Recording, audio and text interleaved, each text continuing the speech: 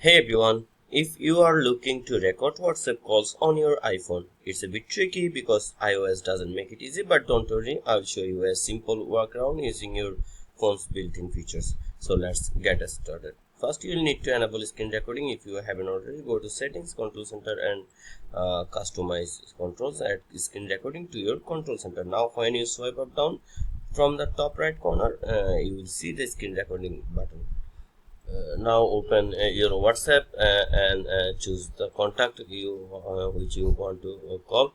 Now after calling, you have to swipe down. So you have to open the control center and tap the screen recording button. Then make sure to switch your call to speaker mode for better audio capture. This microphone will pick up both sides of the conversation this way.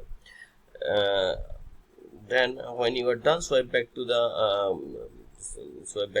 control center and tap the screen recording button again to stop it. The recording will be saved to your Photos app. So just a quick heads up, make sure to get consent from the person you are talking to before recording, as recording calls without permission can be illegal in some regions. And that's it. You have just recorded your first WhatsApp call on your iPhone.